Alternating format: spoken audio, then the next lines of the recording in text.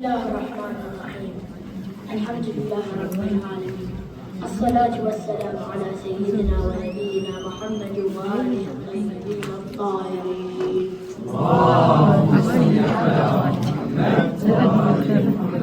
Today I want to speak to you about a man whose name stands for courage, loyalty and sacrifice. A man who gave everything, not for fame, not for power, but for the truth. I speak of Al-Abdullah. Let me take you back to his beginnings. Abbas was born in the holy city of Medina to a noble family. His father was Imam Ali alayhi salam, the Lion of Allah, and his mother was al-Baneen, a woman known for her strength and piety. From the very start, Abbas was different. Not only strong in body, but pure in heart. He grew up learning from his father, the man who lifted the door of Khaybar, and his brothers, Al-Hassan and Hussein alayhi salam, the grandsons of the Prophet Muhammad. As he grew older, his presence became known. He was tall, brave, and wise beyond his years. But his greatest quality wasn't his physical strength. It was his loyalty.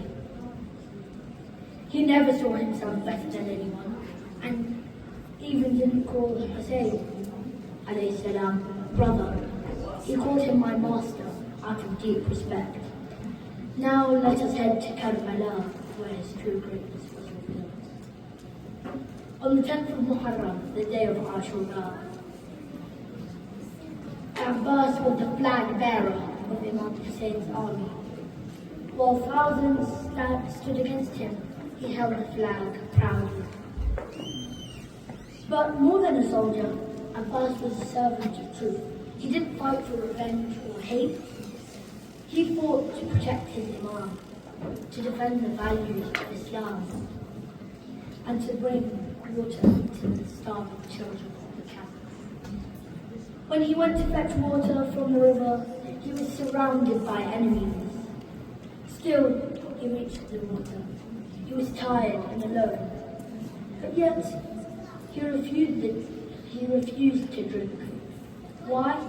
Because his heart was with Imam Hussein and all the starving children back in the tents. So he filled up his cloak and returned. On the way back, they chopped off his left arm, and he called out, "By Allah, even if you chop off my left arm, I will continue to fight for my religion." And then after that, they chopped off his right arm. Still, his will was so strong that he carried the khurma in his teeth, just desperate to bring water for the children. And then many arrows flew towards him, one of them hitting him in his eye, one of them in his chest, and one of them in the khurma, and the water came gushing out. After being battered and broken, he fell to the ground, and he called, "Akhi Al-Abdullah, help me!" That's who Al-Abdullah was. Now, what can we learn from him? Number one, loyalty above all. Abbas showed us that true loyalty means putting others before ourselves. He was loyal to truth, to his family, and to his faith, even when it cost him his life. Number two, serve, don't seek fame. He had strength like no other, yet he never showed off. He never asked for praise. He just served quietly but faithfully. Number three, control over desire. He was dying of thirst, yet he refused to drink until the children had water. That is true self-control. In a world that tells us to think of ourselves first, Abbas showed us the power of sacrifice. Number four, courage with purpose. Abbas was not just brave, he was brave for the right reason. He fought for justice, not pride. And finally, number five, respect for leadership. Even though he was the brother of Al-Hassan, he treated him like a leader, a guide, and a symbol of truth. He never let ego get in the way of righteousness.